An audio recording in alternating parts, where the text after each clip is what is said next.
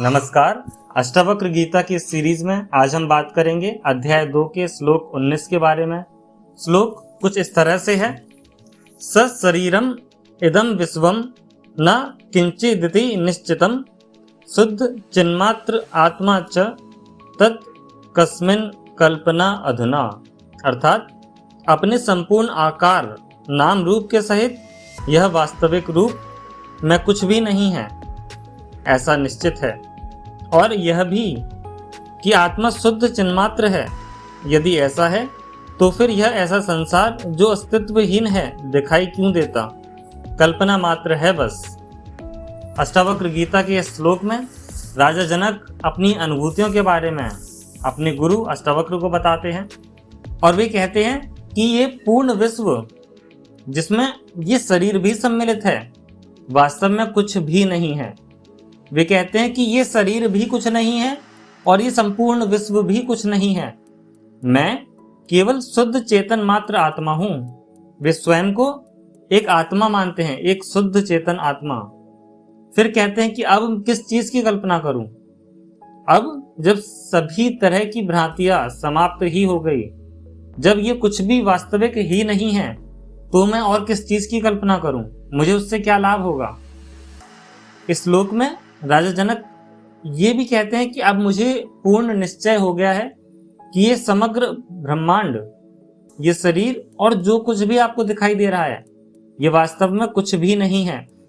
यह केवल शुद्ध चेतना का प्रतिबिंब है और मैं वही शुद्ध चेतन आत्मा हूं जो ना तो जन्म लेती है और ना ही मरती है।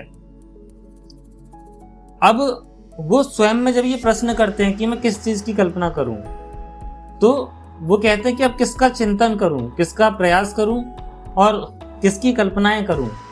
यह शुद्ध स्थित प्रज्ञ अवस्था की ही पुष्टि है। इसको उदाहरण के तौर पर अगर समझें तो आप अगर कभी रेगिस्तान पर हैं तो दूर से अगर आपको कोई पानी दिखाई देता है, लेकिन जब आप पास जाते हैं तो आपको पता चलता है कि वो एक मृत तृष्णा मात्र है, एक मायरेज है। उसके बाद यदि वही दृश्य आपको फिर से दिखाई दे तो शायद आप इस बार ना जाएं, वहां पर इतने उत्सुक होकर के ना जाएं। जागृत आत्मा भी संसार के लिए वैसी ही है, दिखती तो है पर है नहीं।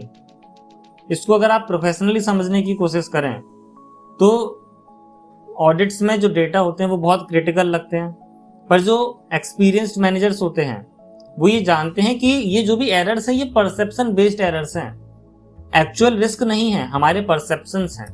ज्ञान होने पर ये मेंटल प्रोजेक्शंस हट जाती हैं।